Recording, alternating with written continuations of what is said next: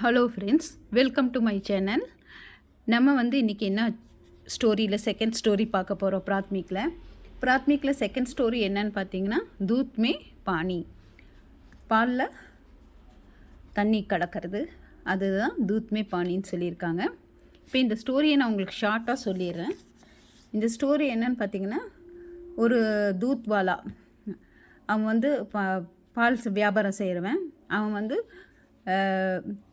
நிறைய காசு சேர்த்தி நிறையா பசு வாங்கணும், பசு காலை இதெல்லாம் வாங்கணும்னு சொல்லி என்ன பண்ணுவான்னா, பாலில் நிறையா தண்ணி கலந்து அதை விற்பனை செஞ்சிட்டு இருந்தான். அப்படி பண்ணும்போது பார்த்திங்கன்னா, அவனுக்கு ஒரே மாதத்தில் 1000 ரூபாய்க்கு மேலே சேர்ந்துருச்சு, நிறையா ரூபா சேர்ந்துருச்சு. அதனால் அவன் என்ன பண்ணான், ஒரு நாள் அந்த பைசாவெல்லாம் எடுத்துகிட்டு அவன் மாடு வாங்கிறதுக்கு வேண்டி பஜார் போகிறோம். பஜாரில் பார்த்தா நல்ல மாடெல்லாம் விற்கிறாங்கன்னு கேள்விப்பட்டு அதை வாங்கிடலான்னு சொல்லி போகிறான். அப்படி போகும்போது பார்த்திங்கன்னா, அவன் அந்த பணத்தையெல்லாம் ஒரு சின்ன சுருக்கு பை மாதிரி அதில் போட்டு எடுத்துகிட்டு ரோட்டு வழியாக போயிட்டுருக்கான்.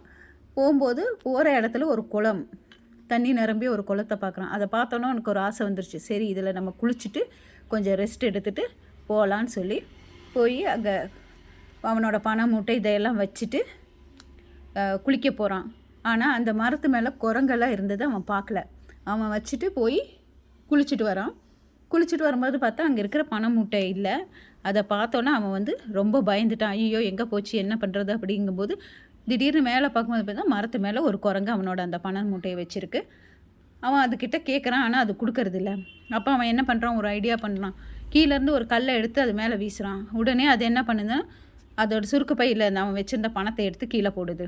அப்போ திருப்பி இவன் கல் வீசும்போது அது என்ன பண்ணுதுன்னா, ஒரு பணத்தை தூக்கி அந்த காசை தூக்கி தண்ணியிலையும் ஒன்று நிலத்துலையும் போடுது. அந்த மாதிரி மாறி மாறி போட்டு இவனுக்கு பாதி காசு தான் கிடைக்கும், பாதியெல்லாம் தண்ணியில் போயிடும். அப்போ இவன் நினச்சிப்பான், நம்ம அவனோட தப்பை அவன் வளர்றான். அவன் என்ன பண்ணுறான்னா, மனசில் நினச்சிக்கிறான், அதாவது நம்ம தண்ணி கலந்த வச்ச பால் தண்ணியில் வந்த காசு தண்ணியிலேயே போயிடுச்சு, பாலுக்கு உண்டான பைசா மட்டும் நம்மக்கிட்ட கிடச்சிருச்சு அப்படிங்கிறத தான் இந்த ஸ்டோரியில் சொல்லுவாங்க. அதாவது நம்ம பாவம் பண்ணோன்னா அதோட பலனை ஒரு நாள் அனுபவிச்சே ஆகணும் அப்படிங்கிற மாதிரி இந்த ஒரு தூத் மே பானின்னு ஒரு சின்ன ஸ்டோரி பிராத்மிக்கில் இருக்குது.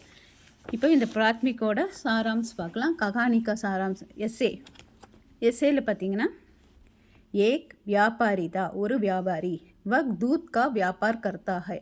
அவன் என்ன வியாபாரம் செஞ்சிட்டு இருந்தான்னா, பால் வியாபாரம் செஞ்சுட்டு இருந்தா. दूध का व्यापार करता है, वह दूध में आधा पानी मिलकर बेचता है. நிறைய பாலில் நிறைய தண்ணி சேர்த்து அவன் விற்பனை செஞ்சிட்டு இருந்தான். சரிங்களா? இது நான் எதுக்கு நிறுத்தி படிக்கிறேன்னா, நீங்கள் வீட்டில் ப்ராக்டிஸ் பண்ணுறதுக்கு வேண்டியதா. ஏக் வியாபாரி தா, வக் दूध का व्यापार करता था, वह दूध में आधा पानी मिलकर बेचता. நிறைய தண்ணி கலந்து பால் வியாபாரம் செஞ்சுட்டு இருந்தான். ஏக் தின் வக் ஏக் படி ருக்மம் லேக்கர் காய் கரினா. நிறையா பணம் சேர்ந்தவொடனே என்ன பண்ணா, கரித்னானா பை வாங்கிறதுக்கு கடை வீதிக்கு போகிறா, பஜார் கயா. ஏக் தின் வக் ஏக் படி रकम लेकर गाय खरीदने व्यापार बाजार गया. रास्ते में उसने एक तालाब देखना. அவன் என்ன பண்ணுறான், அங்கே பார்க்கும்போது ஒரு தலாப்னா குளம், ஒரு குளத்தை பார்க்குறான். உஸ்னே तालाब में नहाकर थोड़े देर आराम करना चाहा. நகாக்கர்னா குளிக்கிறது, குளிச்சுட்டு கொஞ்சம் நேரம் ரெஸ்ட் எடுத்துகிட்டு போகலான்னு நினைக்கிறான். உஸ்னே तालाब में नहाकर थोड़ी देर आराम करना चाहा. वह रुपयों की तैली ना बैग, रुपयों की तैली को नीचे रखकर तालाब में नहाना उतरा. அவன் என்ன பண்ணுறான்னா, அந்த பண மூட்டையை கீழே வச்சுட்டு அவன் நீச்சே ரக்க தலாப்மே கீழே வச்சுட்டு அவன் குளிக்க போயிடுறான். தலாப் கே கினாரே ஏக் படே பேட். அந்த குளத்துக்கு பக்கத்தில் ஒரு பெரிய மரம் இருக்குது. உஸ் பர் ஏக் பந்தர் ரக்தா, அதில் ஒரு குரங்கு வசிச்சிட்டு இருந்தது. வக் பந்தர் தைலிக்கோ கானேக்கி சீச் சமஜ்கர் உஸ் பர் லே கயா. அந்த குரங்கு என்ன நினச்சிருச்சுன்னா, அது ஏதோ சாப்பாடு ஏதோ தானியம் வச்சுருக்காங்கன்னு நினச்சி அதை எடுத்துகிட்டு அது போயிடுது. उस पर ले गए। इसे देखकर व्यापारी डर गया. அதை பார்த்தோன்னே அந்த வியாபாரி डरना अफ्रेड பயந்துட்டான். उसने बंदर को डराया और थम गया, लेकिन बंदर ने इसी की कोई प्रवाह नहीं की. उसने रुपये के थैली को खोला. அது என்ன பண்ணிடுதுன்னா அதை எடுத்துட்டு வச்சுட்டு கொடுக்கறது இல்லை. இவன் என்ன பண்ணாலும் அதுக்கு வாங்க முடியறதில்ல. एक रुपये पानी में डाला, फिर 1 रुपये जमीन पर डाला. जमीनना ஃப்ளோர்.